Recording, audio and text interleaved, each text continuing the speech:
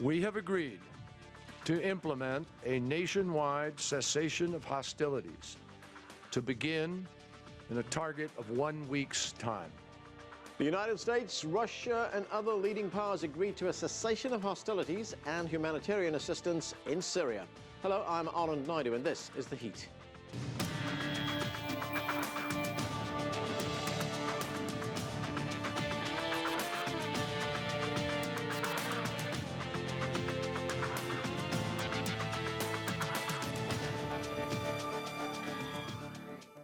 Given the complexity and number of actors involved in Syria, it comes as no surprise that the announcement of a possible cessation of hostilities by the end of this week was met with both optimism and skepticism. More than 250,000 people have died in nearly 5 years of conflict, while 11 million others have fled their homes. Now comes word of the latest tragic incidents.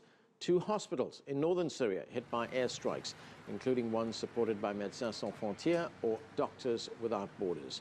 At least 17 people were killed, including at least 1 child. Later, we'll talk with an advisor to the Syrian government, but first, for more on the ceasefire agreement, we turn to CCTV's Mikhail Bar-David in Istanbul. And Mikhail, there's now less than a week before the scheduled cessation of hostilities. And here's the thing, many other actors involved in Syria are not party to the agreement. So given the challenges, is it likely to happen, and how effective do you think it will be? Well, Anand, that is a challenge in itself. First of all, the 2 key players are the United States and Russia. They have to put a lot of pressure on their own allies for the fighting to stop, but they also have to stop the fighting themselves.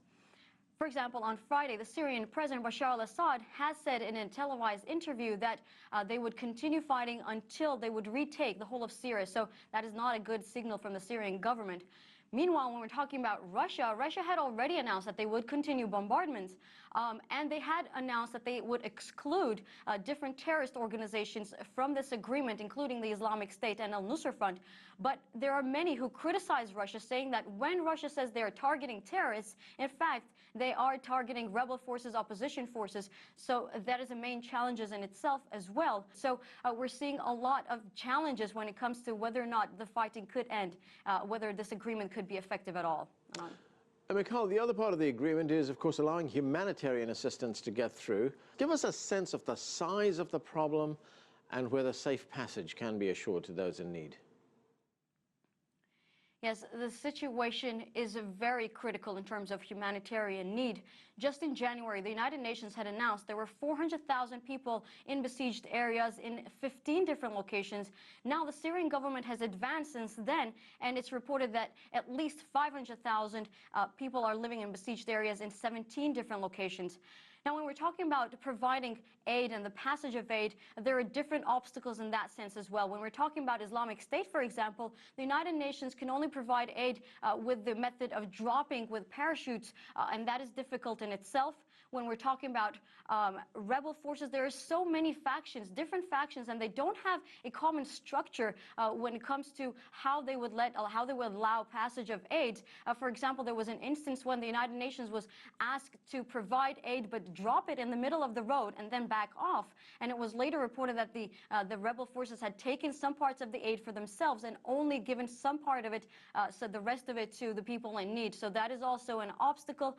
Now, when we're talking about the Syrian government, they are trying to surround the city of Aleppo and trap the rebel forces inside it. So even if they did agree to provide aid for the people in need inside, that would, of course, be a difficulty, be a challenge. So even though there are good intentions behind this agreement, whether or not it would be effective at all is still a question mark on. Okay, thanks, Mikhail. That's CCTV's Mikhail Bar-David reporting from Istanbul. Joining us now from Damascus is Bassam Abu Abdullah. He's the director of the Center for Strategic Studies at Damascus University. Dr. Abdullah, thanks for joining us. How committed do you think President Bashar al-Assad is to this ceasefire agreement? Because we have an agreement in place now, but President Assad is already talking about retaking the whole country. I think absolutely. I will to explain one important thing. The talks in Germany was about cessation of hostilities. It's first. Secondly, not ceasefire. Secondly, is that Mr. Sergei Lavrov explained that it's not covering the Aleppo or north of Aleppo, or where is ISIS and Al-Nusra and other terrorist organizations. So, and I think today or yesterday, Mr. Lavrov, he said the percentage of success in this agreement is a 49%. So it doesn't mean that the military operations will stop in the north of Aleppo or in around Aleppo, and it doesn't mean that it will be cover the Idlib or Raqqa or many places. So the until now I can't understand where is these places, but to understand what President Assad said, it's absolutely he is the president of the Syrian Arab Republic. We have terrorist organization in many places in Syria, and this is his duty to say that, and his duty to do that for the whole Syria. Besides that, the all international resolution in the Security Council talking about the sovereignty of Syria and integrity of its territory. So there is no confrontation or there is no introduction between what President Assad said and the reality on the ground. So the violence will continue then, from what you were saying. Where will it stop? Which parts of the country will it stop in? I will tell you, when the regional players, absolutely like Turkey, Saudi Arabia, Qatar, and others, they will stop financing and supporting terrorist organizations, and I think it will be decreasing a lot the percentage of violence. But it's not violence. We should differ between two important things. It's absolutely we are inside a huge war. This war, it's not internal absolutely war. It's approximately international war, because many players are involving inside Syria, and they are not interested in the Syrian people or the future of the Syrian people, who can decide who will rule Syria or what kind of constitution and what is the political process. But when we are seeing what Saudi Arabia, which is a Wahhabi regime, I cannot be convinced that Saudi Arabia can help the Syrian people to build its political future, because Saudi Arabia itself needs to reforms and needs to change its mentality and its approaches to its people and to other people in the Arab world. Right, now some of these outside players that you are talking about include countries like Saudi Arabia. You talked about Saudi Arabia a moment ago. Also includes Turkey. Both these countries have threatened to send in ground troops into Syria. Is that likely? The Russians have warned that if that happens, this could lead to a world war. Yes, I think that Saudi Arabia and Turkey will not attack as it's showing us.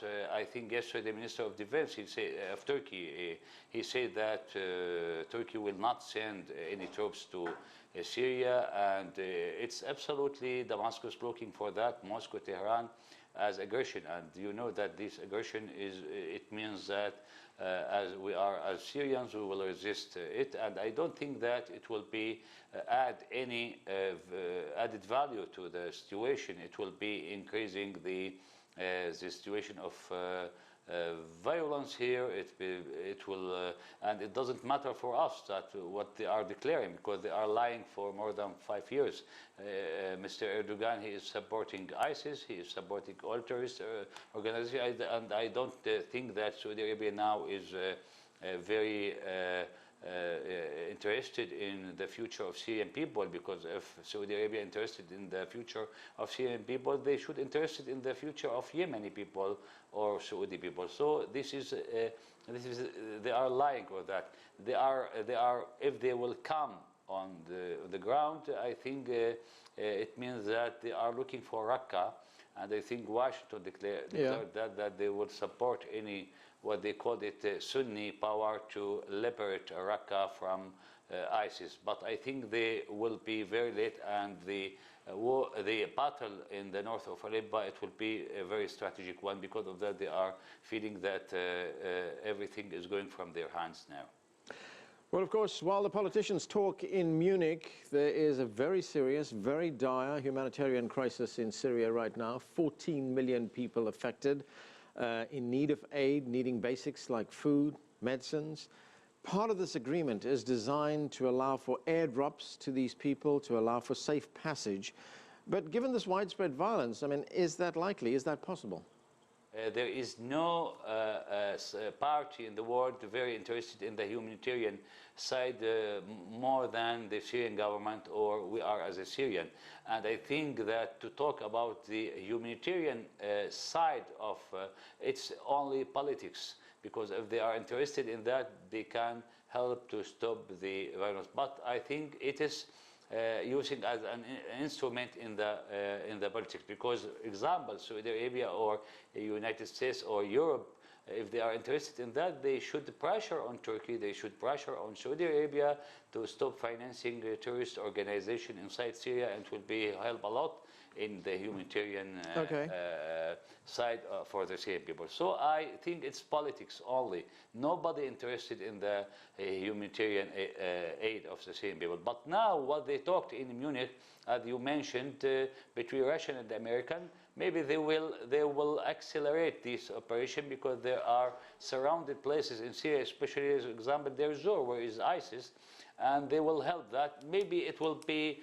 make things easier for negotiations. But I think that we are in front of very difficult process, complicated process, because it's not Syrian dialogue. Because if it was Syrian dialogue, it's easy, because a lot of players in the international arena and regional arena, they are involved in Syrian crisis.